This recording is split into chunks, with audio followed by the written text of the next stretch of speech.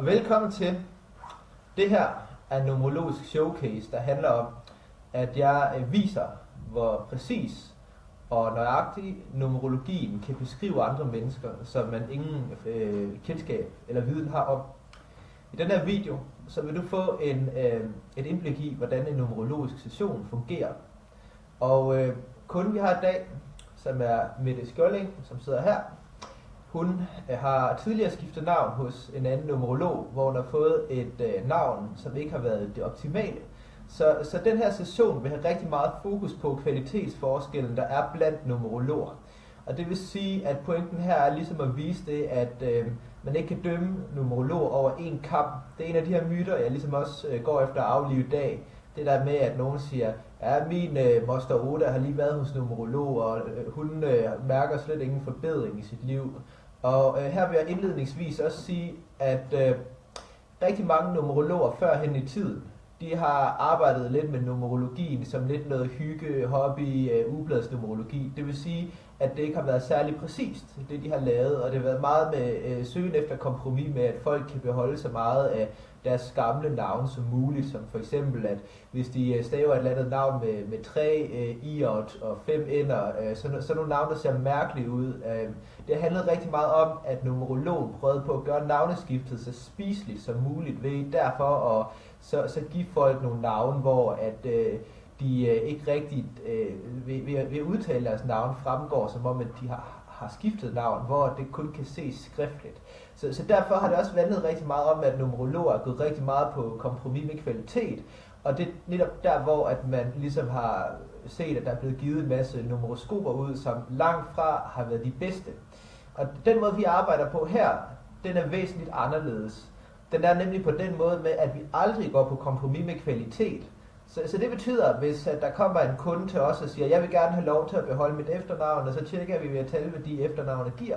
Og passer det ikke ind, det kan også være fornavnet eller mellemnavnet, passer navnet ikke ind i formlen, som vi skal bruge, som er den absolut bedste formel, så er det altså, at så siger vi, det kan ikke lade sig gøre, og her er man også ligesom nødt til at være pragmatisk, og så se på den succes, som man får gennem den absolut bedste formel. Det vil sige en formel, hvor der ikke er et eneste dårligt tal nogen steder. Fordi det er det, man ligesom har set lidt stort på senere, eller tidligere, hvor at man for eksempel gav et numeroskop med et dårligt søjletal, eller et numeroskop med en dårlig ryggrad, eller bare generelt et numeroskop med dårlige talværdier, som for eksempel 11-2 som livstema, eller som aura, eller som betyder, at man altid mislykkes med ting, og har rigtig mange bekymringer, eller for eksempel har 8 eller 4 i det, noget man kalder centrene i deres numeroskop, som betyder, at de enten får rygsmerter, eller gigt, eller bare generelt ikke har flow i deres liv, og at de generelt oplever en masse træghed, som for eksempel så også tit senere giver sygdomme, og man bliver bitter med årene. Og det er noget, vi på ingen måde arbejder med hos os, fordi det skal være det 100% absolut bedste. I forhold til loven om vibrationer, som Albert Einstein beskrev. Og der sagde han så flot, at kun den højeste vibration kan transformere den lave vibration.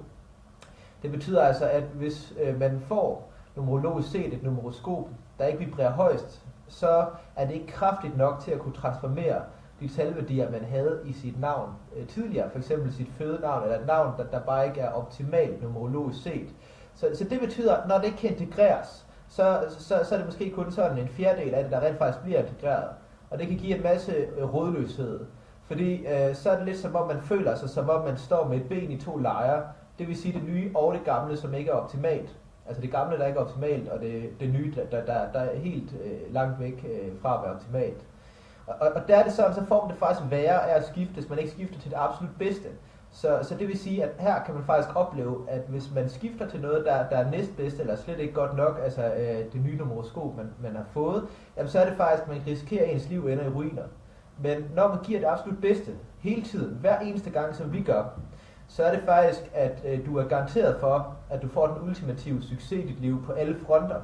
Det vil sige rigtig meget lethed, hvor masser af ting kommer af sig selv, men også fantastisk gode talegaver, hvor at du er rigtig god til at udtrykke dig fuldstændig klart og præcis, ligesom jeg gør. Og så også, at du vil have det perfekte kærlighedsliv, ligesom jeg også har, min fantastiske kæreste Nina, og vores søn Newton. Hvor alt fantastisk harmonisk familie. Der er slet ikke noget at komme efter det mindste her. Og det er også det, du vil få med et rent numeroskop.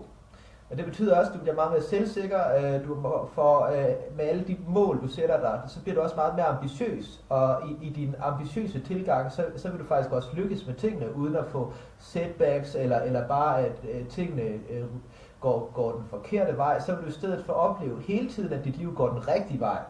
Og her med Mette, som er sessionskunden i dag, der er hun en af dem, der har været udsat for at få et numeroskop hos en numerolog, som altså har givet noget, der ikke har været optimalt.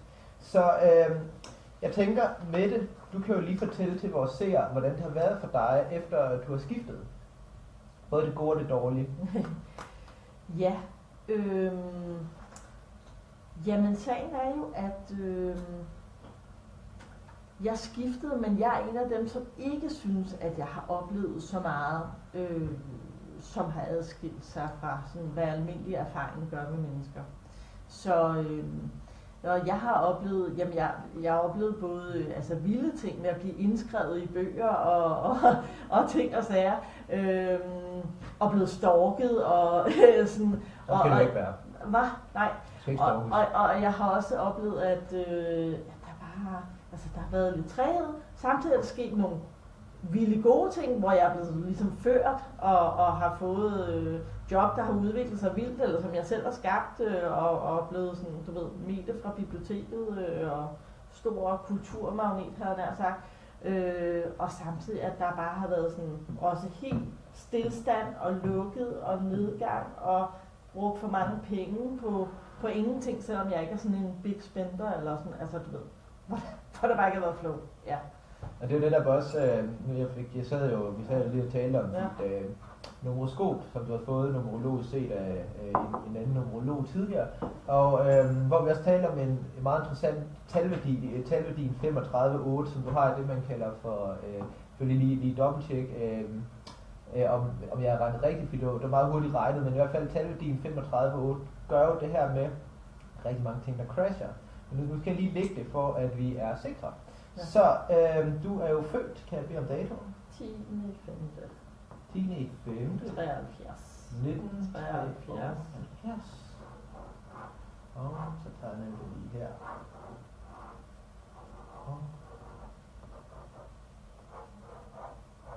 Så det er jo så det, der gør os lidt mere avanceret her, at vi har her både det højre selv, og det ser ud til, at vi har lysindfald lige bagved. Det er genspejling, ja.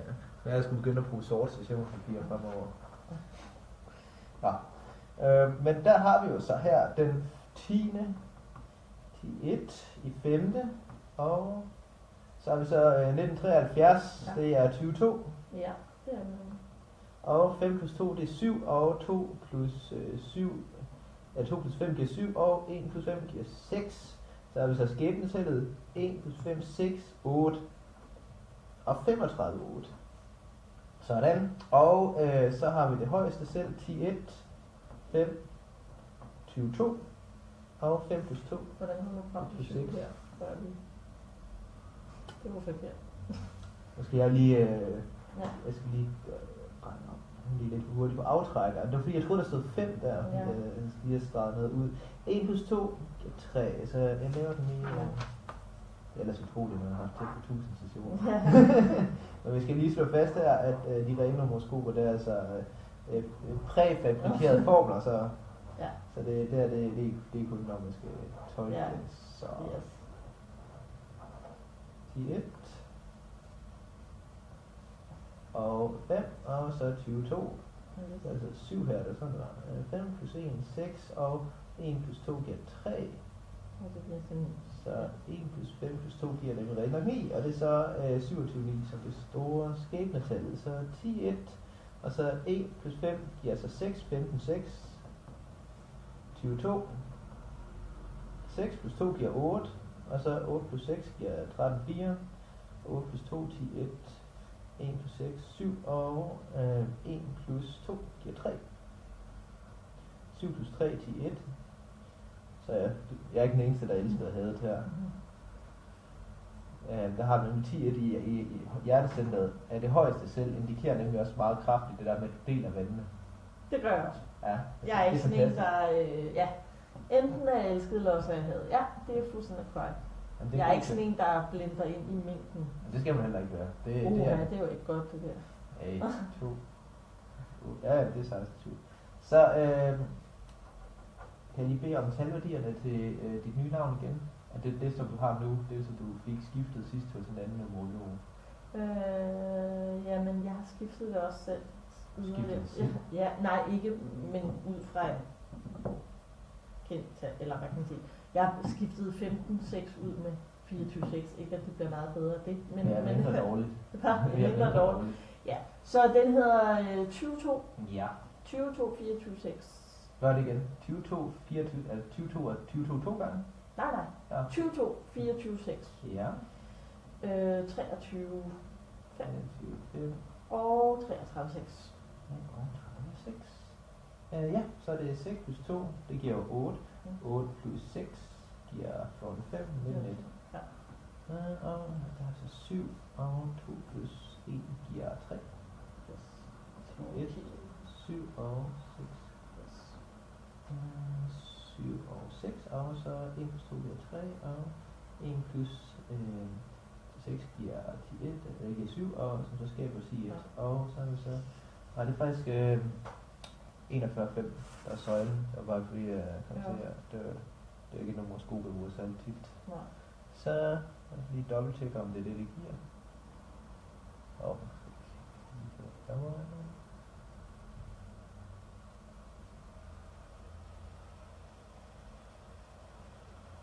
Så skal vi lige vente til, at den er klar. Sådan. Så er det så 2 plus 7 plus 6 plus 6 plus 5 plus 1 plus 7 plus 6 plus... Ja, 41,5 var det. I det her, først og fremmest, hvis vi starter med at kigge på dit højeste selv, så er det, at du her har det her 15,6, som gør, at du med et ubalanceret numeroskop har en særlig tendens til at være ret yderstyret, at rigtig mange ting, små ting også typisk, at de kan ligesom tippe hele dit humør. Som for eksempel, hvis din bil ikke kan starte, eller bliver fanget i en fotofælde, eller at, så alt ikke kun trafikrelateret, men altså små ting, der som når tingene ikke går den vej, du gerne vil have det, der kan du ligesom enten fare helt op og blive rigtig vred, men det kan også gøre, at du ligesom føler, at hele din dag er ødelagt af, og meget svært ved ligesom at komme tilbage på sporet. Så det der er 15,6 her betyder også, at du er meget charmerende og rigtig karismatisk, når at du ligesom skal være det, men nu ved jeg ikke, om du tidligere har haft 11,2 på det, for det er jo kun det, du har nu, om du har haft det tidligere, det kan jeg jo ikke vide, men hvis du har haft det, så har det betydet, at du ikke helt har kunne komme frem med. Hvad tænker du? Nej, jeg har ikke haft det. Nej, jeg har haft 22,4. Ja, okay. Det var heller ikke særlig godt, fordi det gjorde rigtig meget, at du kom til at stole på de forkerte mennesker, og lidt blåret, og lidt naiv og uheldig, og været på de forkerte steder, på de forkerte tidspunkter. Og så ser vi her, at du er sådan, som jeg også fortalte tidligere, meget elsket og hadet, men også, at du arbejder sindssygt hårdt igennem livet for at nå din ting. Det er som om, det er virkelig hårdt arbejde, og det nogle gange godt kan være, at du føler dig lidt som en kriger, der kæmper for overlevelse. Altså den her type kriger, der får sit ene ben skudt i småstykker, og alligevel bare kryber sig videre indtil, at der ikke er mere blod tilbage i kroppen. Så det betyder også, at du er lidt den her person, som er meget svær at komme ind på, fordi du tidligere har oplevet rigtig meget tab i relationer, eller tab af ting, eller ting, du holder af, som for eksempel også et arbejde, så har du mistet rigtig mange ting eller relationer, som gør, at du bliver bange for at miste flere. Og det betyder så også med mennesker, så er du meget forsigtig med at knytte dig til folk. Du har svært ved at binde dig til folk, fordi at du frygter, at hvis du nu også mister dem, så vil det være ekstremt smertefuldt. Det betyder, at du holder de fleste mennesker sådan lidt på en armlængdes afstand, for at du ikke skal blive såret. Og det gør, at dine relationer er sådan lidt overfladiske. Men der er også tema for, at du er rigtig god til at også tale sådan, altså i din essens, med en stor karisma bag. Altså der er noget pondus bag de ting, der du siger, der er noget charme, og der er noget, der ligesom for folk, altså tryllebinder folk på den måde, at det du siger, der er der en stor karisma over det, så folk bare siger, okay, det lyder godt. Ikke så meget det, du siger, men mere måden, du siger det på. Den måde, du træder frem. Det betyder også, at du har lidt en dramatisk personlighed, som betyder, at du altid bare går efter og vil blive den bedste, fordi du er 10 af de grundvibration. Det betyder, at du hader sindssygt meget at tabe. Det er det værste for dig. Det er unaturligt for dig at tabe, fordi solen, som du er styret af, et-tallet, den er jo centrum af vores solsystem. Det er den, der er bossen, det er den, der bestemmer. Men så også fordi, at etteren er også en talværdi, fordi et-tallet, det går op i alle andre tal. Så etteren er en del af alle de andre tal. Og fordi etteren er en del af alle de andre tal, så rigtig mange af de andre tal, eller alle de andre tal i princippet, hvis de er ubalancerede, de ser noget af dem selv i dig, som ligesom kan vise, at du kan vise dem noget, de ikke kan lide. Et aspekt af dem selv, som de ikke bryder sig om. Og det gør så, at du er sådan lidt elsket og hadet. Meget klar intuition, meget stærke spirituelle kanaler med 15-6, som gør, at du så også med den her spiritualitet er mega god til at manipulere. Få det fra folk, du gerne vil have. Og det betyder også i dine relationer, så hader du ikke at have kontrol, fordi du er gerne den, der bestemmer. Og det betyder også med et-tallet, så er det, at du gerne vil have resultaterne skal komme lettest muligt. Og så er det jo sådan 16-7 her ubalanceret, det fungerer ikke så godt, fordi så gør det, at som etter, så hader du at arbejde hårdt. Ja, det gør jeg. Ja, 100%. Ja. Og det med at arbejde hårdt, der er det også sådan, at du gør alt for at slippe for det. Du vil i hvert fald rigtig gerne outsource og udlicitere. Sådan at vi har de her to ledertyper. Vi har bossen, og så har vi lederen. Hvis du kender forskellen på de to. En leder, det er en, der ligesom på en aktiv måde deltager i arbejdet. Leder og fordeler, men bossen er den, der dirigerer rundt med folk. Jeg vil sige, bossen, det har lidt mere tyranniske undertoner, som sådan noget. Gør som jeg siger, eller du fyrer det. Og selv ikke gider lave noget. Så det er det, etteren handler om, at du går efter for nærmest lidt for enhver pris at blive den bedste. Men også, at du er dybt passioneret, og at du har kæmpe passion i tingene, du laver, der gør, at du ligesom føler, at du kender din vej, du ved, hvad vej du skal, men så lige pludselig i dit liv, så ændrer passionen sig, og så finder du ud af, at det slet ikke er det, du vil alligevel, og det betyder så også, at din passion, der skifter hen ad vejen, og at du har den ene passion i måske en årrække, så får du en ny passion, og så det der også er her, når vi ser det højere selv, at du har skæbnetallet 9 og 27-9, og 27-9, det gør, at det er meget vigtigt for dig, ligesom den måde, du leder på, så lidt på en diplomatisk måde. Mærk ind i, hvem de folk er, du leder, sådan at du ved, ligesom, hvis du skal forstå budskabet rigtigt, så skal du ligesom kommunikere på den og den måde, og hvis det er en anden type person, jamen, så er det simpelthen der, at du føler ind i, hvordan at budskabet rigtigt bedst muligt vil blive modtaget. Og der ligger også et ønske om grundighed her, i form af det her, at du starter ligesom et sted, og så slutter du et andet, og får ligesom tingene gjort færdigt, men fordi at jeg ikke ved, hvad du har haft i dine andre numeroskoper, så der er en masse efterslæb fra, så er det lidt svært her at sige, om du egentlig lykkes med de her ting, men du har et stærkt ønske om at gøre de her ting. Så du vil gerne ligesom gå vejen til succes, men faktisk har du en rigtig gode omstændigheder og de bedste forudsætninger for det, men dit menneskelige selv, altså talværdierne, du ved, at de har bare arbejdet stærkt imod dig. Så nitallet betyder også, at du er meget ærlig og rigtig gerne vil sige tingene, som de er. Så en aftale holder man, der er ikke noget pjat der. Og også, at hvis der er nogle folk, der virkelig er uretfærdige over for dig, så har du også det her med, at så vil du gerne ligesom sanktionere og sige, det der, det gider jeg ikke. Gør du det en gang til, så cutter jeg. Sådan er det. Så det der med, at tingene har ligesom en konsekvens, og det er også det her med at være ærlig, det kommer med ordet ære, så det betyder, at ære er meget vigtigt for dig.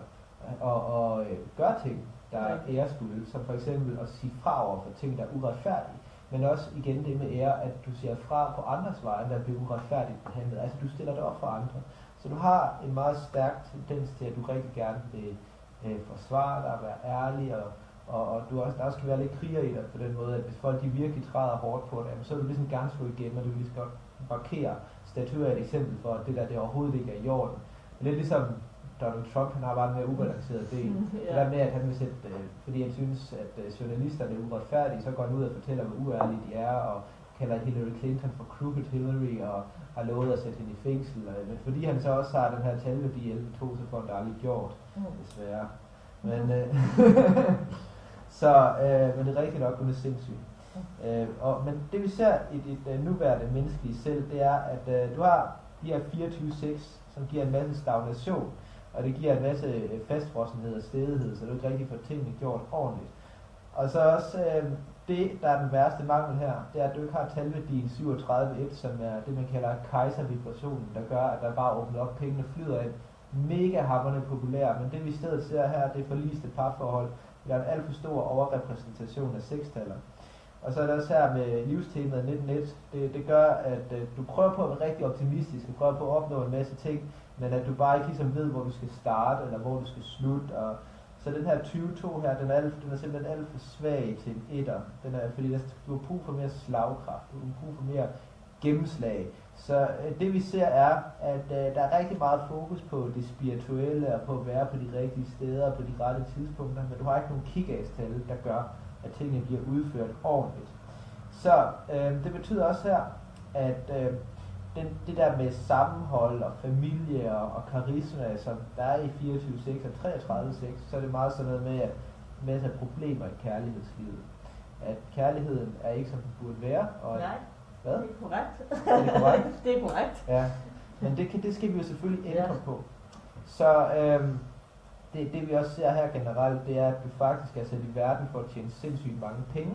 De er meget velhavende. Og når jeg siger at tjene penge, så skal vi forstå, at der er rigtig mange sådan nogle jantelovsfolk her i Danmark. Det man må ikke tjene penge, og også fordi religionerne, de siger alt det der med, at hvis du tjener for mange penge, kommer du i helvede. Så du skal helst lide, du skal helst piske dig selv 10 gange om dagen. Altså.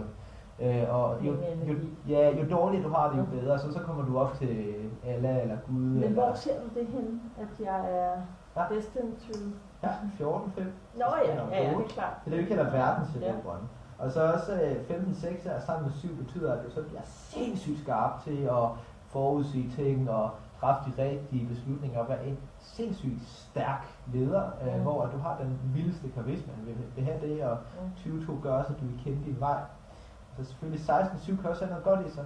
Og det gode er, at du arbejder hårdt. Jeg har aldrig hørt det før, 16-7 Nej, men fordi de ved, hvad jeg taler om. Ja. Men det er fordi, det der er vigtigt at forstå er, at alle talværdier har et spektrum. Det vil sige, et lavt side af det spektrum, og en høj side af det spektrum. Så det vil sige, at her ved 16-7, når den ligger den lave side, så er det der med, at man mister en masse folk, og man kæmper så hårdt igennem livet. Men balanceret så gør det, at du har styrken til at arbejde hårdt, men også skabe ud for det arbejde, du udfører. Så er det modsat ubalanceret, så er det som om, at succesen smuldrer mellem dine hænder. Alt det, du har arbejdet hårdt for, her vil den blive i dine hænder. Så det betyder, at det du progresserer med, og der vil du progressere rigtig meget, det vil altså bygge op ude i setbacks. Så det er den gode side af det, og det kan faktisk være meget værdifuldt, når at, det bliver balanceret af de rigtige talværdier i det menneskelige selv. Så der er det, at vi nu vil kigge på det rette menneskelige selv til dig. Er der nogle spørgsmål, Leo? Kan du fortælle lidt om de ting, jeg har sagt sådan overordnet set? Fortælle, hvordan du selv oplever det, hvad i forhold til det, jeg siger, hvor korrekt det er? Jamen, det er meget korrekt. Det er faktisk korrekt fra ende til anden, vil jeg driste mig så meget til at sige. Der er rod i parforhold, og der er jo dels succes med nogle ting, men også som smuldrer ud i sandet, og der er en sindssygt stor drive i forhold til succes, og i forhold til at ville være noget stort, for at sige det på den måde. Meget skarp intuition, og altså det som man inden for klaverance kalder for knowing, ikke? Ja. Og det har jeg jo så fået, men det havde jeg så faktisk også, inden jeg fik det der nummersko med. Men ja.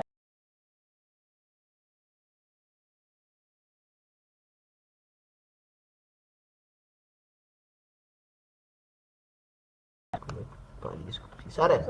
Yes. Nej, det var bare lige kablet. Ja, skal det sige? jeg kan godt gentage så, men altså...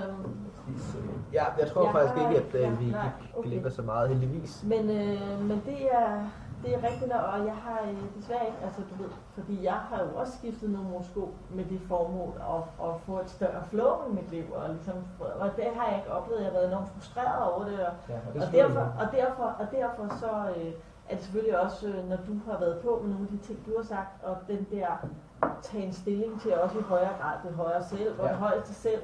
Der var noget, der kildede der. Altså hvor jeg tænkte, der er simpelthen nogle dimensioner, som ikke har været noget hidtil. Det er det, det er real se. deal. Det er 100% det real deal, vi laver her. Der er ikke noget som helst, der ikke virker. Men det er helt rigtigt. Og alle kunder, der kommer her, de siger, at enten at det hele er rigtigt, eller omkring sådan 95% er rigtigt. Og der kan man jo også nogle gange være lidt benægtende i forhold til sig selv, hvis man ikke kender sig selv godt nok. Jeg har ikke noget at benægte. Altså jeg er rimelig stærk på mig selv og ved udmærket, hvad jeg har af styrker og svagheder. Så der er ikke noget der, og det passer også med de der, hvad kan man sige, lederevner eller lederegenskaber. Ja, det er sindssygt. Det der også gør, som handler om, at du har som livsformål at tjene rigtig mange penge. Der er du født i den 5. måned, og så er det også 5 og 6, når de går sammen på den her måde. Der er det, at vi har 4 talværdier, som vi kalder for kongelige stjerner, og det er nogle meget slagkraftige talværdier. Og det er de tal, der hedder 23,5, der er løvens kongelige stjerne, 37, der er tyrens kongelige stjerne, og så 51,6, der er mandens kongelige stjerne, og så har vi så 56,1, som er det, vi kalder for Persiens kongelige stjerne. Og det betyder, at 5 og 6, Persien refererede til et samfund, hvor man havde ekstremt overflod af penge i oldtiden, derfor hedder det det. Ja. Og det betyder, at 5-tallet handler rigtig meget om penge og relationer og kunne med alle folk, og 6-tallet handler om en meget stor karisma, men det betyder også kærlighed til penge, fordi 6-tallet repræsenterer kærlighed og sammenhold, og så 5-tallet er penge, altså det vil sige, at du har sindssygt stor kraft til, når talværdierne er balanceret, fordi de her talværdier, som nu har de nuværende horoskop og tidligere, der har du ikke rigtig kunne integrere det her, fordi det simpelthen ikke har været kraftigt og højt vibrerende nok, og derfor så har du lidt den der følelse af, at det ikke, at der ikke sker den fremgang, der burde, men selve horoskopet heller ikke fungerer, selv hvis du har været født med det, på den her 24-6 og 33-6, der det giver alt for meget stagnation og stedighed. Jeg ved ikke, om du har, hvor længe har du haft det her? Lige præcis, nej, altså det første horoskop, jeg fik, som havde 15-6, så det havde jeg i 15 år, fra 2000 til 2015. Ja. Og så har jeg haft det her fra, så skiftede jeg først til Luna Maria, som også giver 24-6, og så synes jeg, at det var for tullenuttet, og så skiftede jeg til Hedvig, som gav den samme talværdi. Og så det har jeg så haft fra december, men altså man kan sige, talværdien har jeg haft fra august 2015. Ja. Og det er bare en anden konstellation med samme horoskop, du havde før. Ja. Yes. Jamen, først og fremmest slår det med det der 15-6. Det er jo ikke noget, der ligefrem er godt for det her med psykiske lidelser og sygdomme. Og umiddelbart kunne man også forestille sig, at den her 15-6 har givet dig en masse helbredsproblemer. Også noget med, tænker jeg bare, maven eller kroppen generelt kunne 15-6 sagtens generere. Eller også noget med humøret, egentlig lidt begge dele, også særlige problemer i parforholdet. Kunne det også, at du bliver for dominerende i parforholdet? Jeg har faktisk ikke rigtig været i parforhold, så det er ikke aktuelt. Men jeg har et tema med mænd, ikke? Er du blevet deprimeret af det? Ja, lidt. Men jeg har også, altså jeg har jo de der tendens til sådan lidt humør. Ja. Svingninger. Og tidligere i mit liv, altså inden jeg skiftede horoskop, der var jeg deprimeret. Altså med det gamle horoskop, ikke? Ja, der med 35-8, som betyder... Ja, og 22-4, det var rigtigt. Helt stort på de forkerte mennesker. Ja, og det var bare... Ja, og folk tog røven på mig. Så Ja, det tog helt sikkert. Men, hvad hedder det... Jamen, altså grundlæggende har det faktisk bare røv på den måde, som jeg havde tiltro til, at numerologien ville gøre. Altså, det var og det stopper i dag. Ja, det er det. Så, ja. Nu ligger vi dit nye her. Det er ikke sammen højre og højre til selv. Jeg kan jo ikke ændre på datoen, du født, men det er der egentlig heller ikke nogen grund til, fordi det er ret gode tal. 7, 3, 6, 9, 29, og i det højeste selv. 1, 1, 6, 5, 6, 22, 3, 1, 6, 2, 8, 1, og 8, 6, 14, 5, 6, og 8, 1, 9, og 16, 7. I søjlen.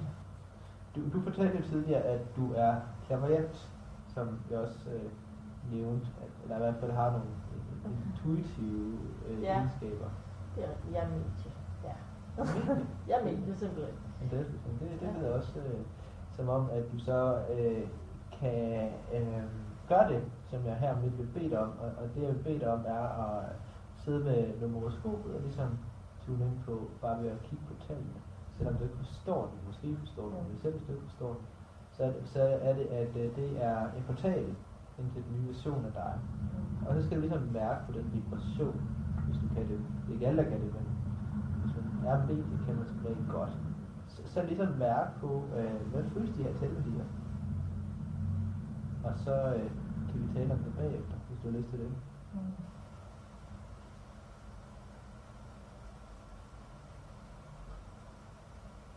Jeg har det. Ja. Så sidder du bare ligesom og kigger på det i sådan en halv minut, eller hvor lang tid du synes, og så bagefter kan du så fortælle, hvad du oplever på det.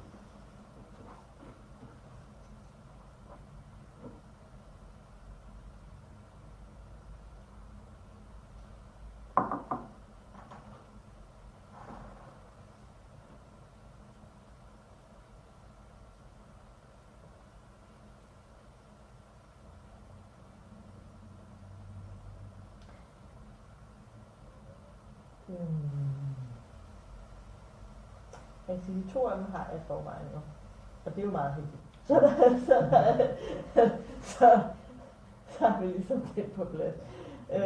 37.1 klinger helt vildt ind. Altså den giver mig utrolig stor glæde. Men det er også tyrens kongelige stjerne. Ja, og jeg er jo tyr af stjernetegn. Ja. Og også meget stedig af natur jo. Ja, det er fordi du er 15-6 i dit højeste selv. Så er det blevet lidt op, sådan at du bliver stedig på en god måde, i stedet for at blive saboteret. Og den der, den har jo altid fået at vide, 25-7, ikke? Det var ikke. Det er en af de kraftigste talværdier af dem alle. Den er forbundet med stjernen Sirius A. Ja. En kraftigste stjerner i nærheden. Jeg tror, det man bare siger, det er, at det kan være lidt for stærkt for børn at have. Altså, det passer heller ikke. Ja. Den er kun for stærk, hvis du giver et dårligt numeroskop. Ja.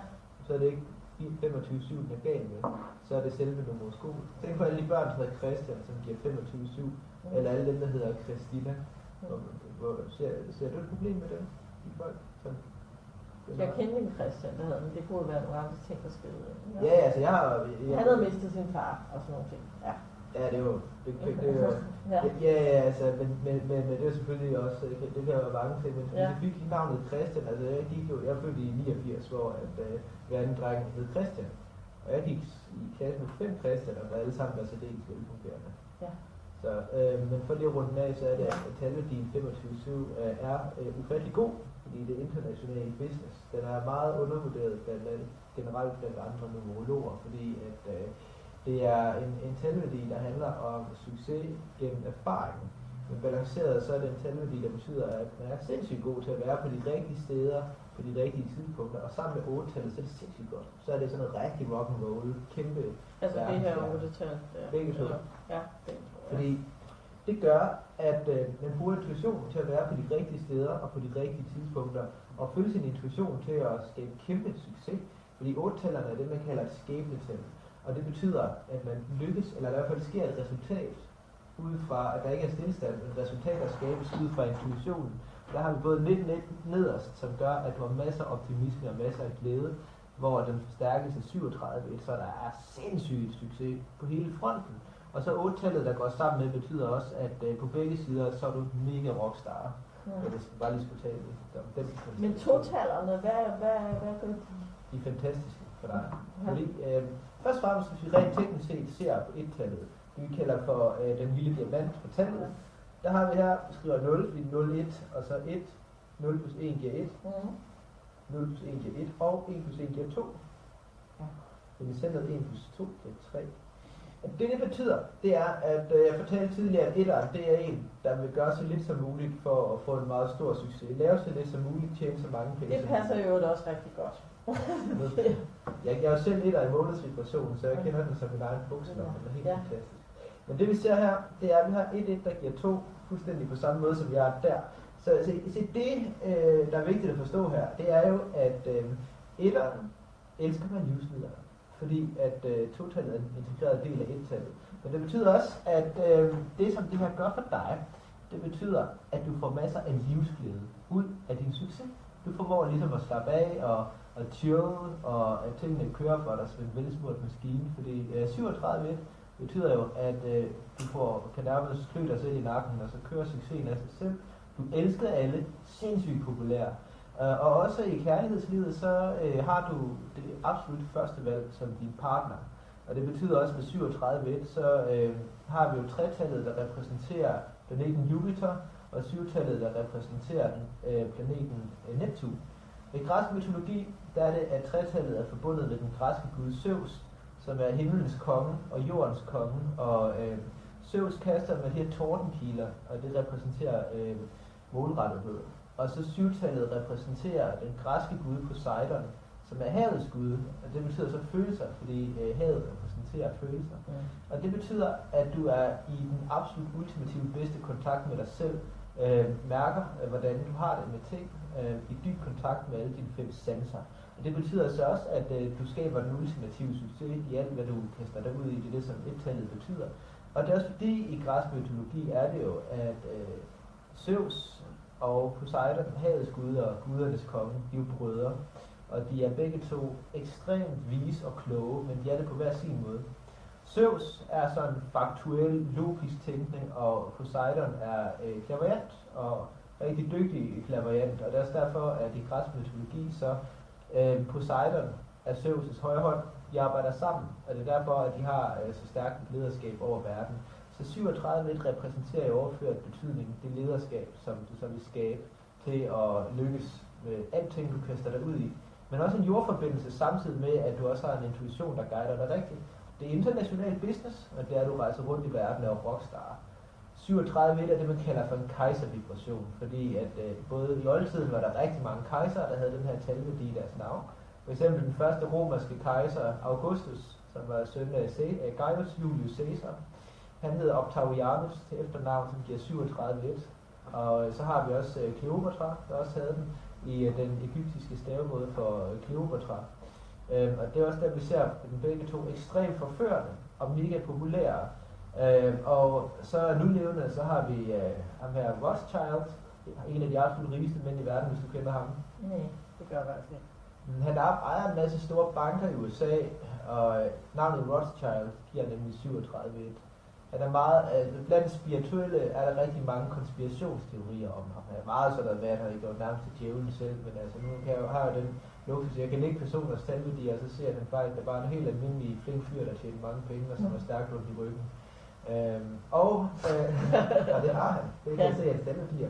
Så er der Berlusconi, så kan vi grine lidt af ham, men han er altså den rigeste mand i Italien. Og så kan vi også grine af en anden, Amdi Pedersen, som også tjener sindssygt mange penge, og er meget elsket af de folk, han er tæt på. Og det er så meget den mere ubalancerede del af tallet. Men balanceret her, så det egentlig betyder, det er, at du sådan virkelig bliver elsket af alle, og sindssygt populær, og virkelig kan mærke dig selv på et meget dybt plan.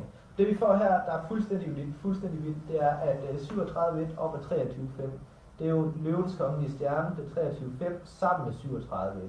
Så altså, vi har 2 kongelige stjerner lige ved siden af hinanden. Det er sindssygt. Det giver en kæmpe slagkraft. Fordi 23,5, som jo er løvens kongelige stjerne, hvis ikke den er balanceret, kan den være ret vag, men når den her er balanceret, så er den sindssygt kraftig. Det betyder, at ved 23,5, så bliver du en sindssygt forførende taler, hvor folk flokkes om dig i meget store grupper. Og så gør den også, at du bliver rigtig god til at tale med en meget forførende udstråling og kommunikation, og at alt det gode kommer til dig med voldsomt stor lethed. Det betyder, at du er fuldt beskyttet, og det betyder, at der ikke rigtig er noget, der kan ramme dig eller skade dig negativt. Det betyder også, at du er fuldt beskyttet i dit kærlighedsliv, i din udstråling og dit brand, så vil du have sådan en meget, så nærmest lidt semigud, der er ikke ret guddommelig udstråling generelt, altså sådan du fremstår som om, at tingene bare kører for dig, og det vil gøre. Tingene vil køre som en velsmurt maskine, og det vil være sådan, at du hele tiden får hjælp fra uventet side, og nærmest i overført betydning, at pengene regner ned fra himlen. Det den teknisk set handler om talværdien 23,5, som det fremgår i de gamle skrifter, det er, at jordens 5 elementer beskytter dig. Og det vil altså sige jord, vand, ild, luft og sjælen. At de danner sådan en sfære omkring dig, hvor der ikke er noget negativt, der kan penetrere. Men det betyder også, at du altid er på de rigtige steder og på de rigtige tidspunkter og tjener sindssygt mange penge. Og også lykkelig. Der er den her berømte sætning der med penge gør dig ikke lykkelig. Og hvis vi husker på, hvem der også siger det. De rigeste mennesker i verden har typisk nogle rigtig flotte hjertecentre, som er det, der ligesom handler om økonomisk indtjening. Hvor at solar plexus-centrene er altid forfærdeligt dårlige hos dem. Og det er så måden, som man ser sig selv. Det er, hvordan man har det, det er, hvordan ens liv føles. Og der er det jo så, når de har meget dårlige solar plexus centre, så siger de jo altid, så er de ulykkelige, men hvis de har et flot og balanceret eller delvis balanceret hjertecenter, er de rigtig gode til at tjene penge. For eksempel tænker Warren Buffett og Bill Gates, og der er altid nogle 5-taller eller 14-5 eller Christian Stadil for eksempel, og så rigtig dårlige solar plexus centre. Men der er det altså her, at du vil blive lykkelig og rig på samme tid, så du aldrig skal mangle noget i dit liv.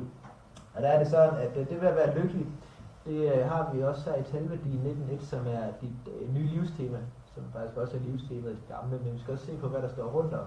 Ja. Det, der står rundt om, er yderst vigtigt, fordi det betyder, hvad for en del af spektret 19.1 ligger i. Nu, på den måde, den er i dit nuværende horoskop, så gør den, at du er naiv, og tit er alt for optimistisk omkring noget, der nærmest ligger inde på rækkevidde. Men her vil du have skaberkraften til at få tingene til at lykkes.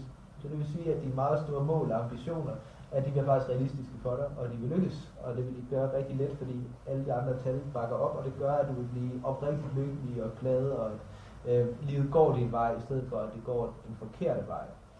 Så i forhold til kærlighedslivet, så vil jeg 10, 1, 7 og 6, og der er det 10, 1, det betyder, at der er masser af held og lethed og 7-tallet, der gør, at du er sindssygt god til at vælge den rigtige partner, og at du vil have en voldsomt stor livsvisdom. 6, ja. Det havde jeg også før, men det er jo så, hvad der understøtter det i øvrigt, ja. Ja, det er nemlig fordi, vi ikke har 37, og jeg er heller ikke den her helt fantastiske talkombination. Knivskarpe talkombination. Den har vi ikke her. Nej. Og det er derfor også, at så fader de her tal ligesom ud, så bliver de ikke så kraftige i deres potens, som så gør, at det bliver sådan lidt lala.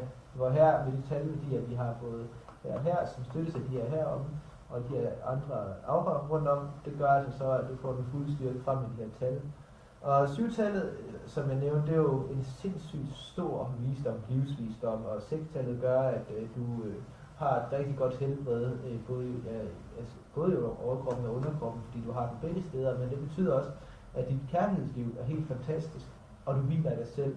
Der er stabilitet i dit liv, og du ved ligesom, at tingene altid vil være i flow og harmoni for dig. Hvor hvis vi ser herovre, så har vi alt for mange 6-taller både her, og så de her 3-taller her, som også kan føre til en del stedighed. Selvom at det er også den her 22 er også bare lidt vagt for en etter, hvorimod her, 25, 7 og 8, det er sindssygt flot. Flot skaberkraft. Og der er det så, at vi har også talværdien 25-7, som sammen med 8 betyder, at 25-7 det er sådan en talværdi, som man ser hos mange milliardærer. Fordi det betyder, at du ligesom lærer af dine erfaringer. Du bygger dig stærkere, og du bliver fuldstændig slagkraftig. Og 8'eren, det gør, at den erfaring, du har opbygget, visdom, den kan du bruge til at nærmest bare opnå, hvad du vil med det. Så det betyder også, at du virkelig lykkes med dit meget store lederskab, og at du vil lede meget store grupper af mennesker. Fordi 37, det er det her med virkelig at have mange folk omkring sig, som ligesom står til tjeneste for dig, og 25-7, at du er rigtig god til at virkelig avancere på rangstigen. Så sammen med 24-6, så gør det også, at du er dybt karismatisk, når du taler til folk eller med folk, så du altid får hjælp fra højerestående folk i højerestående positioner, som åbner døren for dig, de viser dig support, de viser dig støtte, det gør så, at karrieremæssigt er du rigtig god til at avancere meget hurtigt, men også i forhold til venner, jamen, så er du altså tiltrækket nogle folk, der virkelig har din ryg, er der for dig 100%, når du har brug for dem, så rigtig gode venner, rigtig gode arbejdsforhold og meget stor velhævenhed. Så det er på den måde, du vil få det med de her nogle talværdier. Men det er også vigtigt at forstå, at først og fremmest, fordi du har lavet så mange andre navneskift tidligere, kommer til at udrense dem alle sammen. Det er meget voldsomt, fordi du er ikke en af dem, der er mest udsat, fordi du er etter i grundvibration. Så også som for eksempel mig, som er dobbelt 9, er generelt lidt mere stedig, og det gør, fordi du ikke er så stedig, som jeg er, eller som andre grundvibrationer også er, men så vil det tage måske 3-4 år, før du ligesom er sådan mest integreret. Men jeg vil sige, allerede inden for 2 år, der vil du opleve meget stor succes. For allerede det, du skiftede, vil du opleve en masse forandringer, der bærer dig i den rigtige retning. Hvor at du vil opleve nogle tab i dine relationer, fordi at du kommer til at komme op på en anden frekvens, hvor de er her, og du kommer helt herop, og så er det jo lige tiltrækker lige, og hvis du synes, så kan du godt være sådan lidt utålmodig med, hvis du synes folk er altså ikke lige så udviklet som du er. Du vil jo gerne ligesom hænge ud med nogen, der er på dit niveau, så du vil opleve store udskiftninger i din omgangskreds, og du vil også sandsynligvis få nogle udfordringer med for eksempel penge og med sygdom måske også, fordi du har haft det der 5-6 sagtens komme. Så det vil sige, de her ting, du har døjet med, som er, hvis vi ser her, det her med, at 35-8 skal du også rense ud, og 22-4 skal de rense helt ud. Så du kommer også til igen at døje med det der med at stole på de forkerte mennesker og få op- og nedture i karrieren, men det vil du nok kun gøre sådan omkring. Altså, når der er gået 2 år, så er det på et meget lavt niveau. Efter 4 år er det formentlig helt væk. Max 5 år, absolut max. Men du vil opleve fra starten af, at du ser ligesom, at de gamle dårligdomme, der bliver mindre og mindre af det, jo længere tid der går, og jo mere og mere af de gode ting, fordi det gamle skal hives ud, før at det nye kan komme ind. Så det betyder, at de første 6-8 måneder, der oplever du rigtig meget af det der slam fra det gamle. Det skal komme ligesom ud, og så mærker du det nye mere og mere. Så det er det. Hvad synes du om de egenskaber? Jeg tænker, det kan være svært at have noget imod det, kan man sige. Ja, det kommer lidt an på, hvem man er. Hvis man synes, man skal rende rundt og være underdanig og... det gider vi ikke. Nå, men altså, det er jo... Jamen, det er ikke fordi, jeg har faktisk også en stor ydmyghed på mange måder. Det skal man ikke. det kan jeg egentlig meget godt lide, og for mig er det heller ikke. Jeg tror, jeg har ligesom nogen, der tjener mange penge. Altså for mig er det ikke penge i sig selv, der er interessant, men det er også det der med, nemlig at kunne leve komfortabelt, altså og nyde livet og alt det der, ja. Men jeg har faktisk lidt at spørge om med hensyn til navnene, fordi nu er der også nogen, der opererer med undervibrationer. Det har vi opfundet, det er de 20 stjålet for os. Ja, okay. Så har du noget, altså jeg ved godt, du har så nogle efternavn, du anbefaler, ikke? Ja, Svensson eller Mogensen, fordi de giver de bedste såkaldte undervibrationer. Det er ikke engang, vi ikke engang kalde dem det. Det er nogen, der har gået på vores uddannelse, som begynder at starte deres egen uddannelse, og så er det ikke bare fuldstændig taget af vores, så ja, sådan er det jo, men der var det så, at de begyndte at kalde det undervibrationer, men det er jo fuldstændig det samme, som vi har lagt frem. Er der nogle 25-7'er, der er, ved du, med kvindenavne? Altså, jeg tror, Christina er meget godt. Hvad? Jeg tror, Christina er meget godt, men jeg skal lige tjekke det. Jeg havde også tænkt på sådan et navn som Justine. Nu har jeg selv regnet lidt på det. Gennem 25-7? Ja. Okay. Det kan vi lige tjekke her efterfølgende. Og ellers så kan mit Sofia laves om til med PH. Ja, så giver det jo også 25-7. Ja. Helt sikkert. Kan ja. Det er nemt at tjekke, fordi jeg har sådan en calculator, som Kæreste har lavet. Okay. Og deri, der laver den det automatisk, så man ikke kan sidde og regne frem og tilbage. Fordi jeg nemlig også sidder og regner på mine egne efternavne. Altså jeg får også ændre mit skjolding til skjoldhave, så bliver det for eksempel 37. Problemet er, at så skal det igennem statsforvaltningen. Ja, det er det, så tager det, og så skal man det er ikke nødvendigt. Ja. Fordi så sidder du fast i dit nuværende i 9 måneder. Ja. Og du kan risikere, at det bliver afvist. Ja. Og det vil men være kunne man ikke, eller vil det være noget råd? Altså det der med at tage et midlertidigt frit efternavn? Ja, det skal du gøre. Jo. Det er det bedste at gøre. Jo. Men og så søge om ikke man selv. Ja. Fordi nu er jeg jo også... Det er det, man gør? Det er det, man gør. Okay. 100%. Så noget af det der, som er i pakken her, det er, at du kan fortælle hvilket som helst år, og så skal jeg fortælle, hvad der skete i dit liv det år. Det er selvfølgelig en fordel, hvis at enten at det kunne selvfølgelig også være, at du havde det der Søren. Hvis du synes, det er mest interessant, så skal jeg bare lige hurtigt ligge med måske. Det kan også være det, du har med.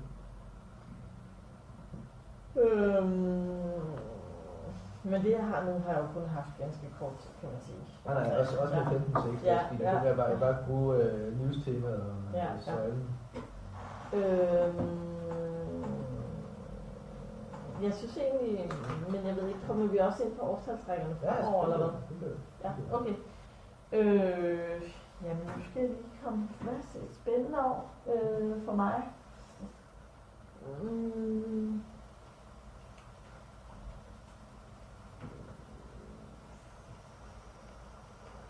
Jamen, det er jo fordi, så skal jeg... Det er ikke så bare, du husker over den. Det er eller afkræftning, det jeg siger rigtigt. Jamen, det er det.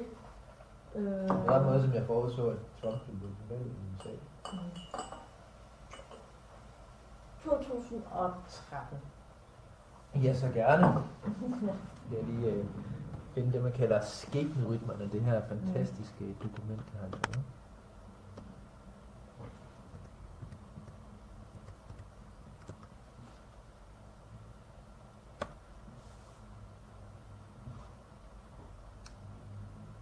Og det var jo 1973, yes.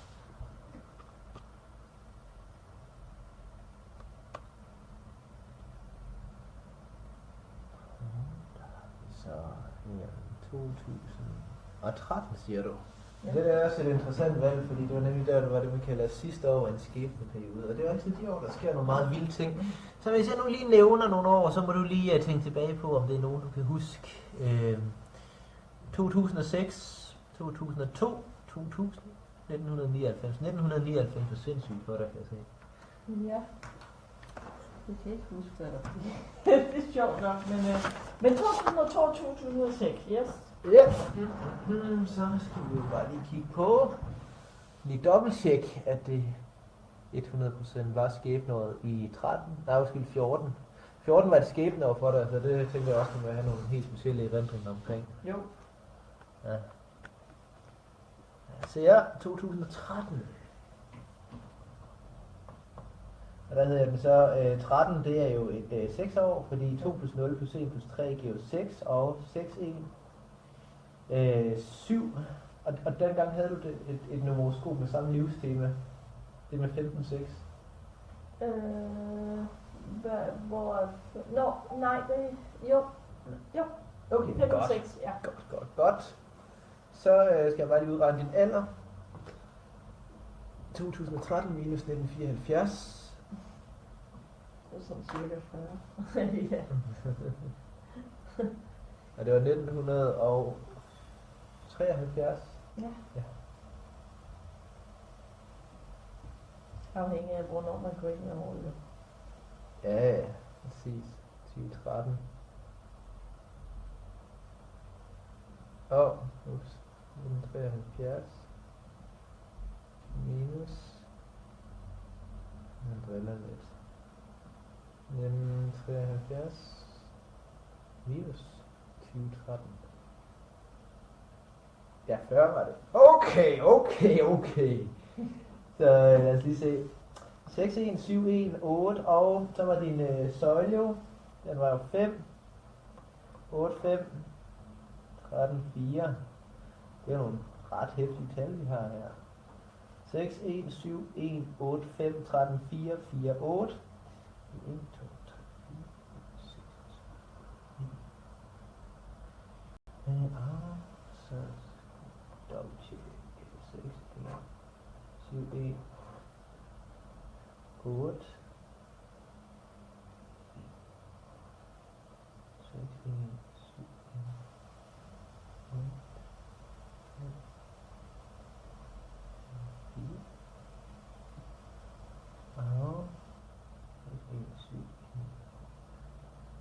Ja, det var en, tallet på den periode, tror jeg, det var 73. Og så var det en 8'er-periode. Okay, ja, spændende. 8, 4, 12, 3. Det skete i hvert fald sindssygt sidste det her år.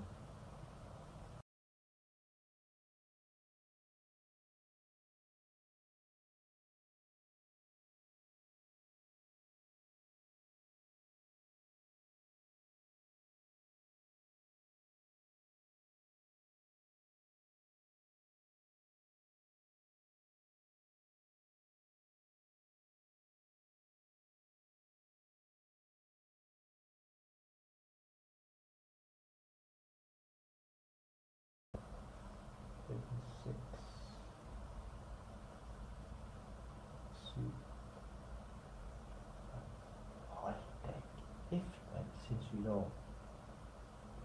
Ja, for det var helt færdigt.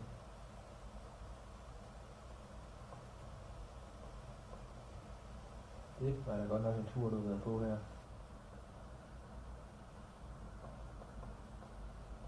Okay, det vi ser her, at det er et sindssygt år.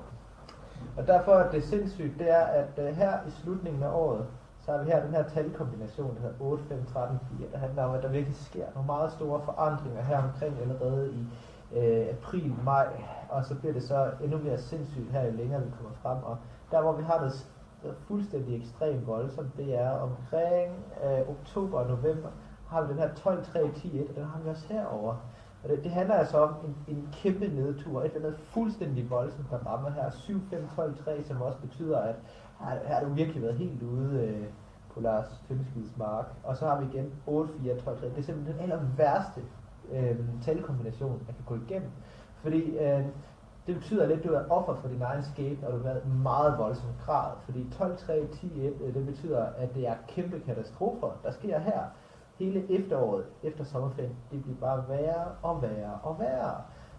Og det vi ser her, det er, at det er noget, der følelsesmæssigt også har ramt dig meget hårdt. Det ser vi i form af den her 7, 5, 12, 3.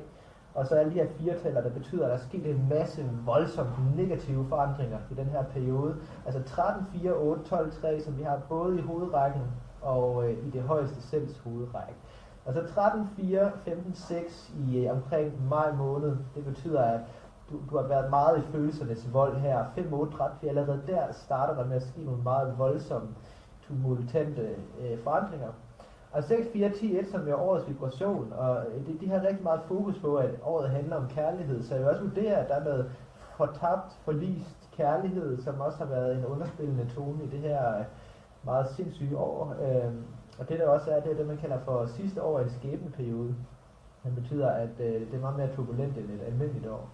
Noget interessant vi også ser er, det var omkring august, der har vi den her 13, 4, 11, 2 år for hinanden, som betyder, at der sker nogle meget store forandringer, som er meget stressende for dig, meget lidt energi, og det fylder rigtig meget, du føler dig meget stresset, og så bliver det bare værre og værre og værre indtil omkring september og august. Altså der er det virkelig stygt, virkelig stygt.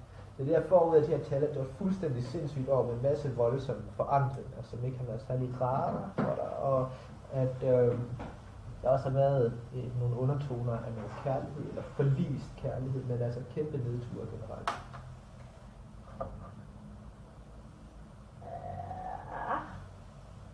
Der vil jeg sige, der for en gang skulle jeg sige, at numerologien er måske... jeg oplevede det ikke som voldsomt, eller sådan på den måde, men der var forskellige temaer kørende, hvor jeg prøvede at blive gravid. Ja. Hvor jeg tog overlov også fra min arbejde, holdt lang sommerferie, hvor jeg blev gravid i august. Det er fordi her så ser vi nogle talværdier, der betyder, at der sker noget meget voldsomt. Ja. En talkombination, der kaldes verdenseroberne. Det er også et spørgsmål om fortolkning, men det som siger 8, 5, 13, 4 betyder, at det er nogle meget store forandringer. 13, 4, 11, 2 betyder også, at det er nogle meget intense forandringer, som også kan noget med kærlighed at gøre. Man kan sige, at det var intens på den måde, at det var jo en ven, jeg allierede mig med for at få det her barn. Han ville måske gerne have været kæreste, og det vil jeg ikke.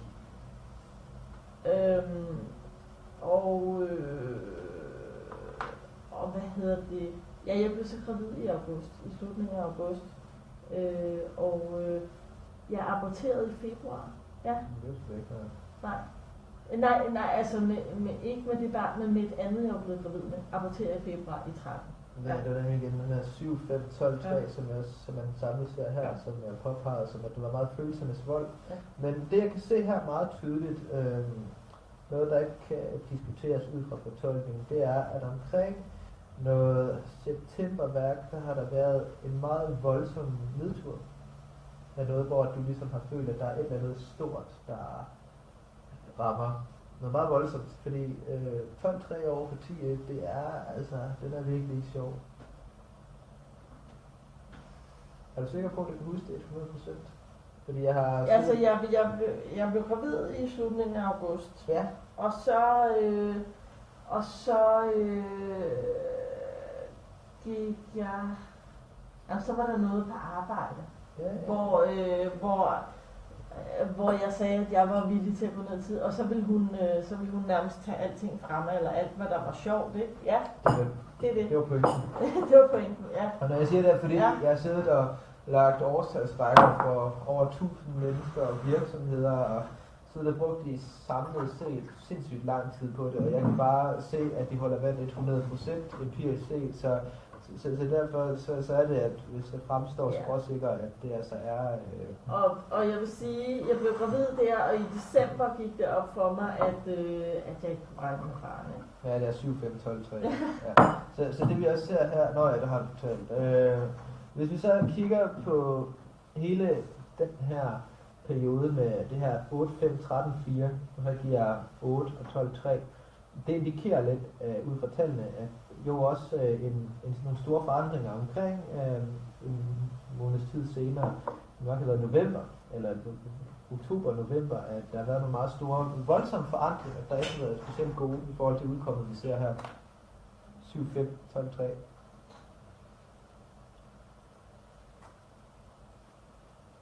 Du har ret.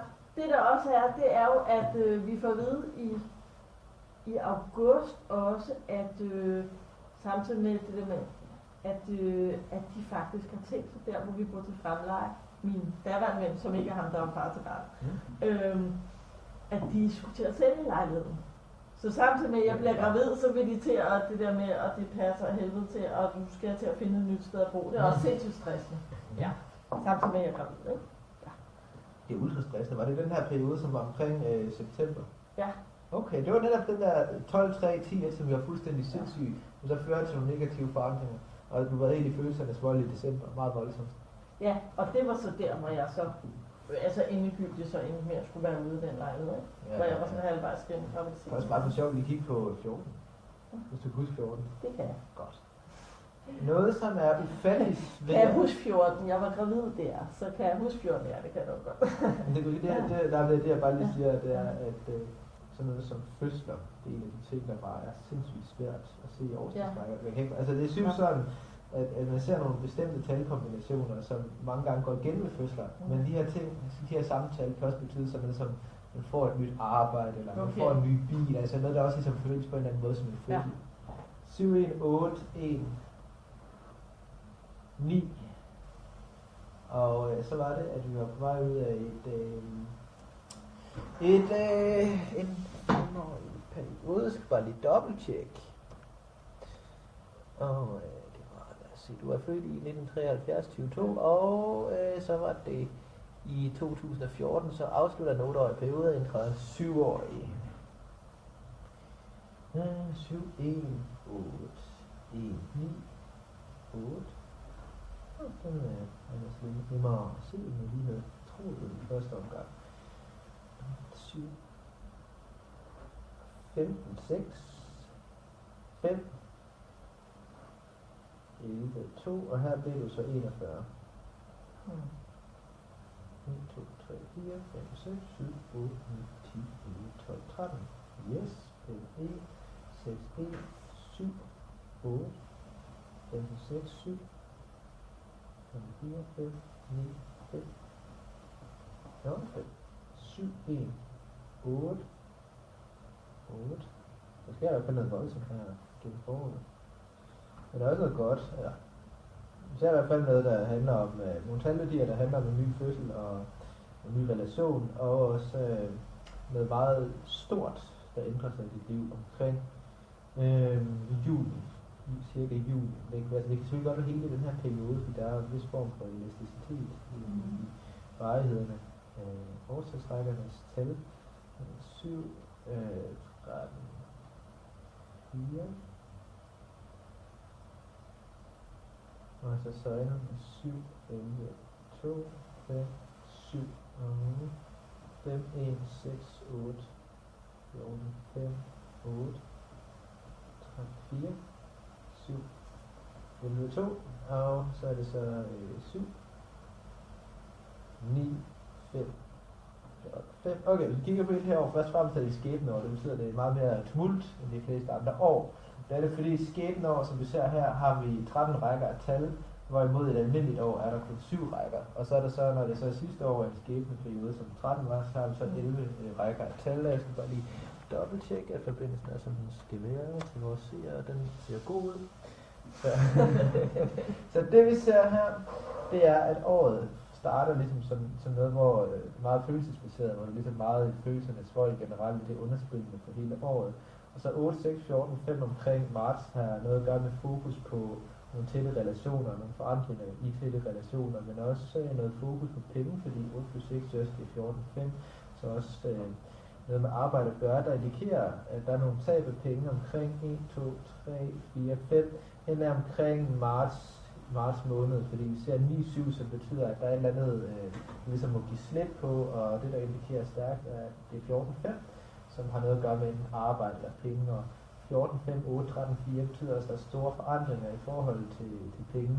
Og det vi også ser her, det er hen omkring juni måned, og frem efter, der har vi den her 17-8, som selvfølgelig også er lidt underspil af den her 8-9, som også giver 17-8. Altså det betyder, at der sker nogle meget store ting i dit liv her, noget der ligesom gør et meget stærkt indtryk på dig.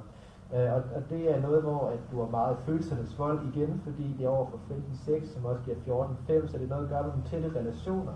Så her har vi så i omkring august-september måned, den her 15-6 over for 13-4, der betyder, at her er der meget fokus på tætte relationer, familie og noget sammenhold, og så igen 13-4-11-2, som jo så giver 6. Så det er noget, der er nogle talværdier, man ligesom siger, det indikerer en ny fødsel, altså en ny start på en ny relation, og 11-2, og så er det så bare med, at hen omkring efteråret, der kan du få det meget travlt, og måske føle dig lidt stresset ser vi så dels i omkring oktober og november, der ser vi sådan, altså sådan lidt udbrændt, eller ikke udbrændt, men ligesom lav energi, at du har ikke så meget overskud, og det er lidt stress med det hele, og så 7-5, som året slutter af med, som igen er noget, der handler om nogle stærke følelser i forhold til både penge, måske også bekymringer i forhold til penge og relationer. Men det der med, hvis jeg skulle sige, hvornår fødslen sandsynligvis var, så vil jeg sige, at det lå i det her, inden for de her måneder, som er altså et sted mellem maj og september, ud fra de her talkombinationer. Men altså du kan se ud fra talværdierne, at du har følt dig meget stresset i altså 7, 5, 12, 3 betyder også noget igen med meget stærke følelser, men jeg vil vurdere mest, at 11-2 over for 9, det stresset, det er mere noget, man er efter man er født. Det havde min kæreste i hvert fald. Det er altid selvfølgelig, så er der altid en masse nye ting, der sker. Men 15-6 over 13 over for 13-4 betyder jo, at her er ligesom en ny begyndelse, der starter. Men også 17-8 over for 15-6 betyder, at der virkelig ændrer dit liv, og at det er meget følelsesbaseret. Du virkelig følelserne her, altså meget emotionelt set. Så jeg vil sige, at fødslen nok har fundet sted i de her måneder, altså maj til omkring september. Der er også, i stedet derimellem. Så var det sådan, du har haft det i den her periode? Ja. Og hun kom til verden i maj.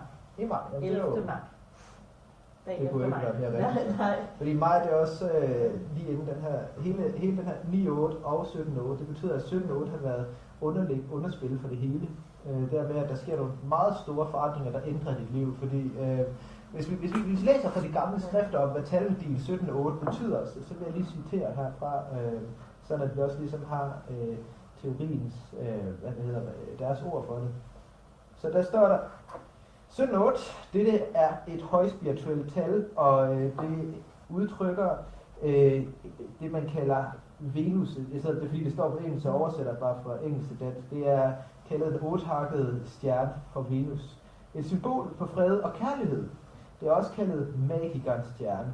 En magiker var så nogle præster fra oldtidens persiske rige, som lavede lige fra astrologi og numerologi og siger også alkymi og sådan noget. Det anses som ekstremt vis folk. Det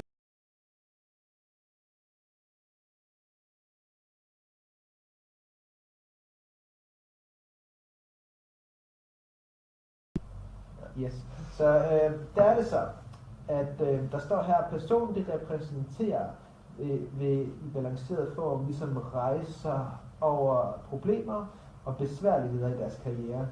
Det anses som udødelighedens tal. Udødeligheden betyder, at der sker noget, som du for evigt vil huske, som for evigt vil ændre dig. Fordi vi i tallet 17-8 har jo 8-tallet som sin tværsum, som dominerende talværdi, og sådan her 8-tallet, der er forbundet med planeten Saturn.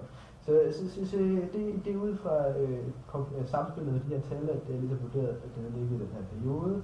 Så noget jeg synes er interessant, det er, at hen omkring oktober-november, var det bare sådan generelt stress, at du var sådan flad på batterierne? Ja, jeg tror, jeg var pænt brugt. Ja, helt sikkert. Det er også normalt efter fødsel. Jo, og fødsel, og så var der ting med hende, altså det der med, at hun var lille, da hun kom ud, og hun skulle lige have hende født lidt op, og sådan også hele stressen. Og jeg kunne heller ikke gå, altså faktisk fra begyndelsen af året og frem til jeg fødte, og 2 måneder efter, kunne jeg faktisk ikke gå. Altså ikke fordi jeg havde bækkenløsning, men fordi jeg havde et eller andet graviditetsrelateret gigt, eller et eller andet. Yes. Og så er det jo alt det der med, at samtidig jeg skulle dele med at have det her barn, og skønheden i det, og en far, som jeg hele tiden skulle prøve at hive ind med en line og sådan noget. Han var besværlig. Han var bare ikke på det. Altså han har flyvsk og sine egne projekter og alt muligt, så det var ikke vigtigt for ham. Ja. Det er trist. Ja. Så det kan jeg hverken gøre til eller accepteret det sådan der. Men det var sindssygt følelsesmæssigt hårdt for mig. Altså det med at stå med et barn, som jeg synes jo er det mest vidunderlige i verden, og så en far, som ikke engagerer sig, ikke? Det er jo sådan lidt, ja. Det er hårdt følelsesmæssigt. Ja. Man kan også have det, at hun ikke voksede op med en ordentlig far. Jeg har selv oplevet svigt fra min far, som aldrig var hjemme og hele tiden sejlede, fordi han var... Først så var han egentlig lastbilchauffør, var aldrig hjemme, fordi han var ude at køre lastbil. Og så senere, da jeg var 9 år, så var han blevet færdig med en uddannelse som styrmand. Der var han selvfølgelig lige så lidt hjemme. Og så så senere forfremmet til kaptajn. Jeg så ham kraftedeme næsten aldrig. Når han så endelig var hjemme, så var han nærmest som en fremmed hjemme. Det var...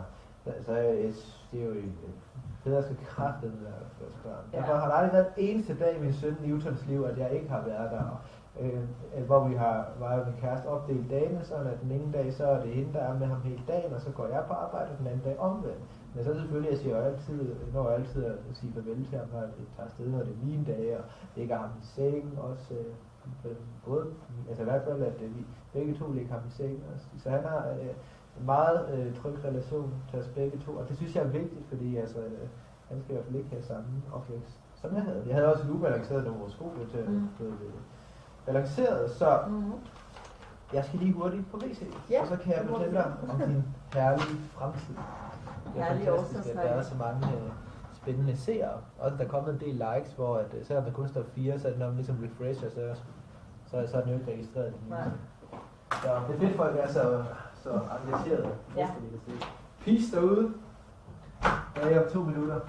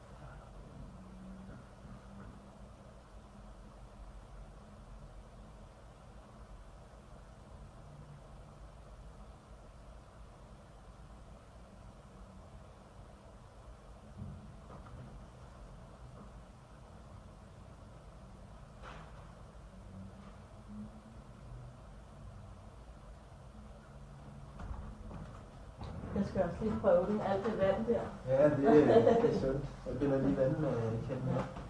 Synes du, jeg skal skrue op for varmen? Hvad siger du? Synes du, der er brug for, at jeg skruer op for varmen? Ja.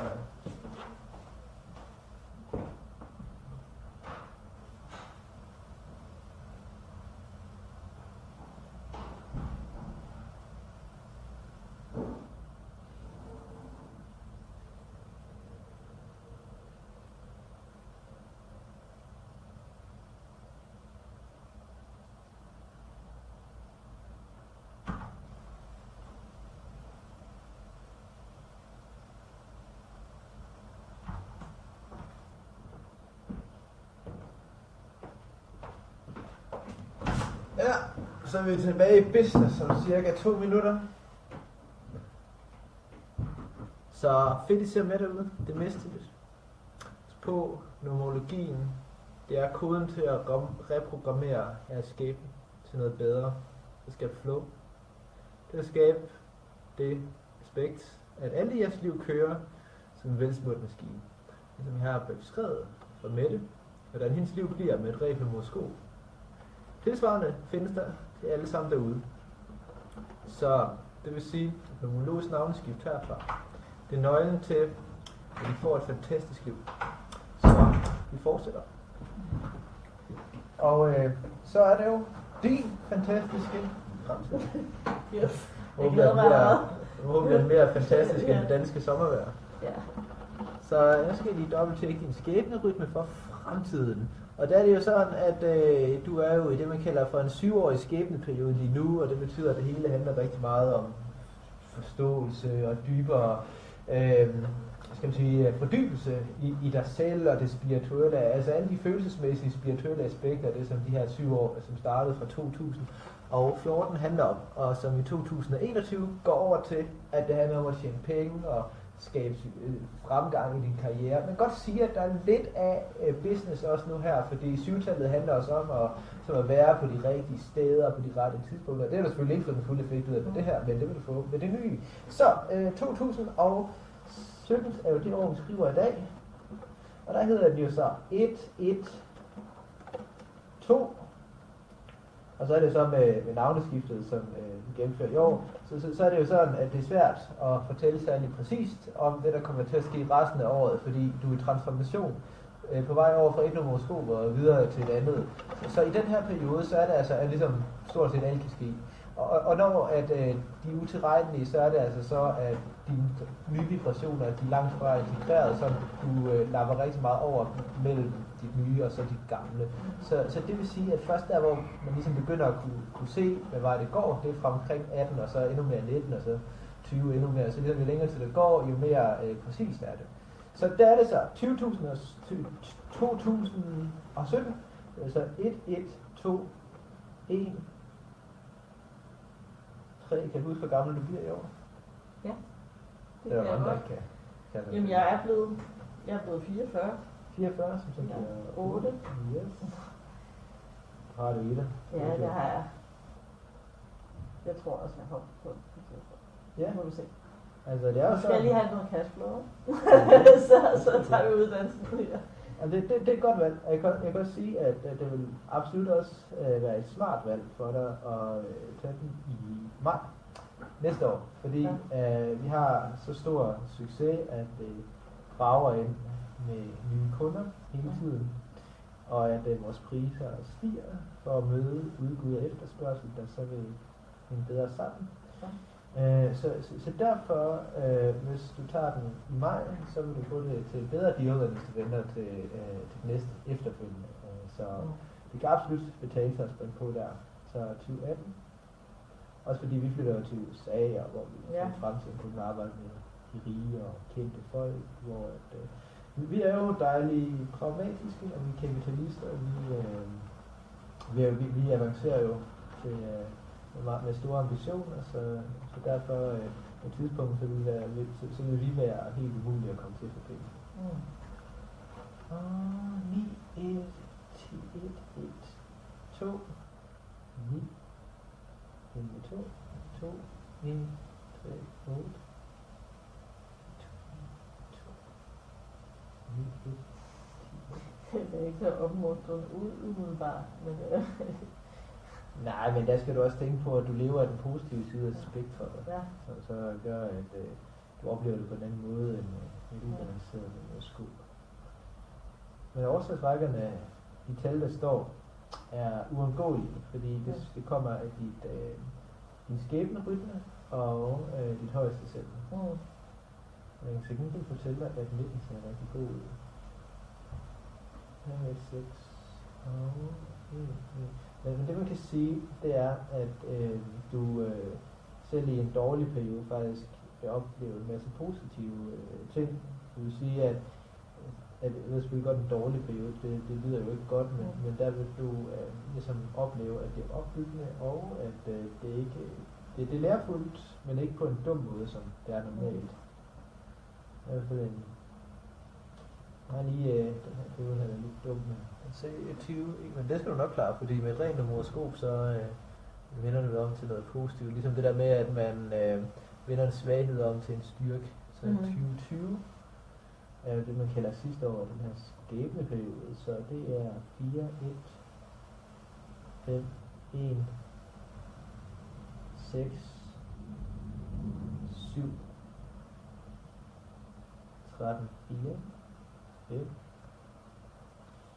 9, 2, 2, 1, 3, 1, 4, 7, 9, 2, 5, 7, 2, 9, 4, 1, 5. Nå, her har du verdens Europa.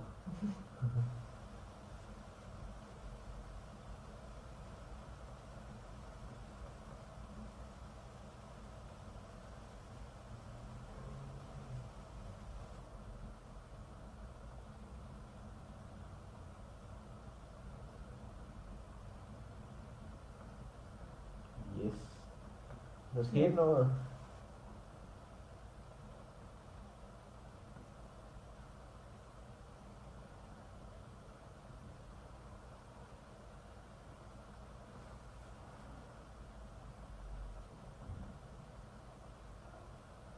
Hold da kæft. Det er sgu godt ud, indtil videre. Det bliver det store gennembrudsår, det der. Det kunne det sagtens ske. Nu får vi også lige eventuelt set skyretten og det højeste selvsregner. 14, 5 og 12, 3 balanceret, det faktisk er utrolig skarpt. Hold da kæft, også en verdenseuropa, det er da fantastisk. Du skal have en virksomhed med et rent horoskop. Fordi en ting er, at du har gode talværdier, men det bliver stærkt bakket op, hvis du har en virksomhed, der er fuldt ud balanceret. Jeg har ikke noget tvivl om, at jeg skal starte virksomhed. 7, 3. Nu er min pris just lige steget til 17.900, og det kommer ikke til at falde. Nej. Jeg tror det. 8. 5.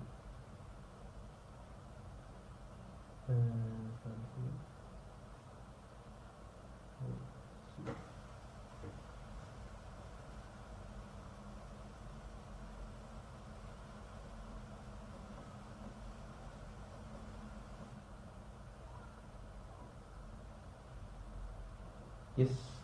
Godt, så er det i år, der kan jeg som sagt fortælle, hvad der står i tallene, men det er ikke sikkert, at det vil blive så præcist, i og med at du lige har skiftet navn. Så hvis vi går videre og siger 2018, det vi ser her, det er et år, som har rigtig meget lige i starten, men det er for alle mennesker i verden. Lidt det der noget stress, fordi der kommer en finanskrise næste år, så vil der være rigtig mange bekymringer for mange mennesker. Det er ikke noget, der rammer dig særlig hårdt, men det vi ser, det er, at hen over sommer, omkring august, der sker der nogle meget store positive forandringer. Det er noget, der indikerer en ny relation, men det indikerer også, at der er rigtig mange, den her forandring også kan være lidt voldsom, så du ligesom går og arbejder rigtig hårdt.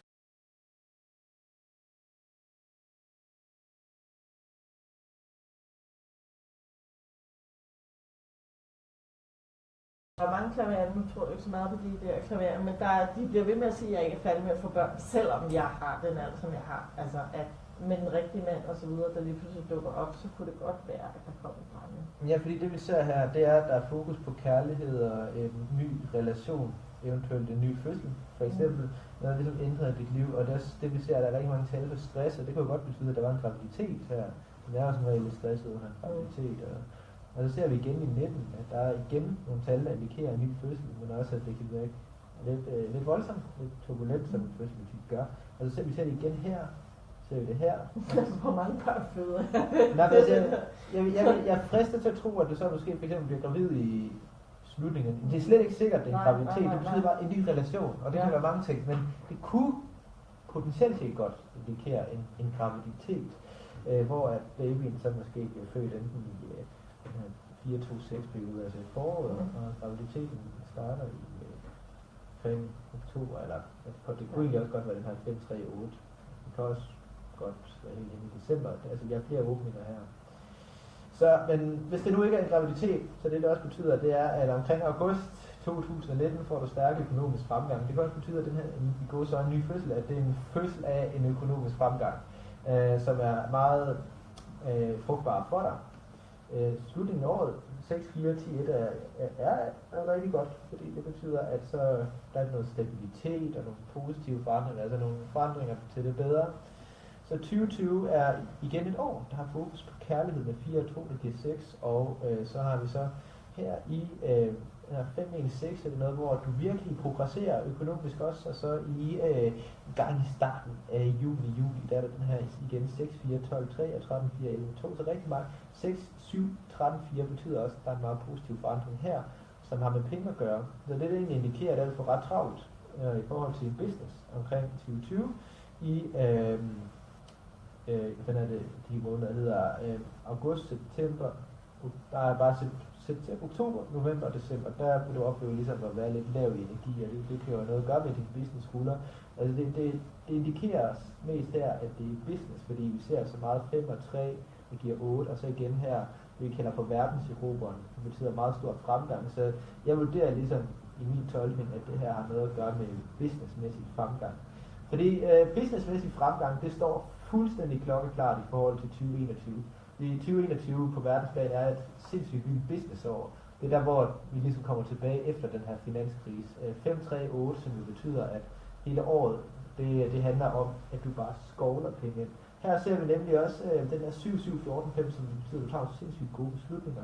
Og så også her i skyrækkerne for det menneskelige selv, der har vi den her, der hedder 12-3-5-8, og så skygget af 14-5, og så 8-5-13-4, som er den, vi kalder for verdenseroberen. Den kalder vi for pengefrihed. Den står der dobbelt i det højeste og det menneskelige selv. Så det, der stærkt indikerer sig, er, at du får sindssygt økonomisk gennembrud her. Fuldstændig vildt. Det er det, der vil ske i dit liv de næste 5 år, efter det her navneskift er trådt i kraft.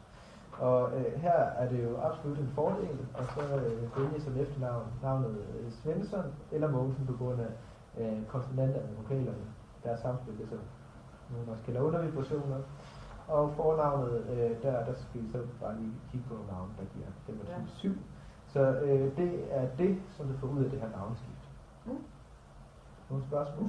Nej, okay, ikke rigtigt. Jamen, så tror jeg jo egentlig, at vi har været omkring det hele, og så kan vi bare slå kameraet, og så kan du kigge på nogle navnelister i ordfladen. Ja. Yes. Ja. Tak fordi I så med derude. Jeg håber, at det her var inspirerende. Ha' en mesterlig mandag. Stay tuned for mere.